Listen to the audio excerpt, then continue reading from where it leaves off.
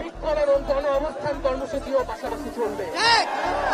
সকল জেলায় জেলায় পাড়ায় মহল্লায় আপনারা বিক্ষোভে নেমে আসুন এবং গণ অবস্থান তৈরি করুন এবং আমরা অতি শীঘ্রই মার্চ টু ঢাকা ঘোষণা করব। ঢাকায় আসার আহ্বান জানাবো এবং আমরা এখনো দেখেছি যে বিশ্ববিদ্যালয়গুলোর দালাল ভিসি প্রক্টর গুলো এখনো ক্যাম্পাস বন্ধ করে রেখেছে। আমরা 24 ঘন্টার আলটিমেটাম দিচ্ছি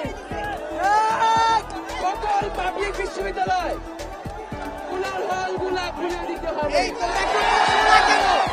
তোমরা একটু বসো না কেন? বসো, যদি বসো, 24 ঘন্টার মধ্যে খুলে বসো। দেওয়া হয় আমরা নিজ দায়িত্ব সবাই বসো, বসো, বসো, আপনি যারা বিভিন্ন প্রান্ত থেকে এসেছেন বসো, সবাই বসো। কলেজে কলেজ মাদ্রাসা বিশ্ববিদ্যালয়ের শিক্ষার্থীরা এসেছেন, তাদেরকে আন্তরিকভাবে ধন্যবাদ জানাচ্ছি। আমাদের এই আন্দোলন ততক্ষণ চলবে যতক্ষণ আমাদের এক দফা পূরণ না হয়। আমরা মনে করি খুনি হাসিনা সরকার এবং এই ফ্যাসিবাদী শাসন ব্যবস্থা বাংলাদেশ থেকে তার পতন করতে হবে।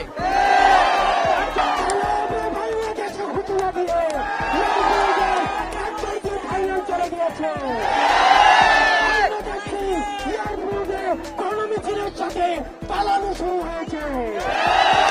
সুতরাং আমরা এই খুনি হাসিনা থেকে মুক্ত না হওয়া পর্যন্ত, তাদেরকে বিচারের আওতায় না আনা পর্যন্ত এই আন্দোলন চলবে। তোমাদেরকে 17-18 বছর যাবৎ ভোট দিতে দেয় না, তোমাদের সম্পদ বিদেশে পাচার করে প্রধানমন্ত্রীর পিয়ন হয় 400 কোটি টাকার মালিক, আইটি হয় 1000 কোটি টাকার মালিক, মানুষকে খুন করে।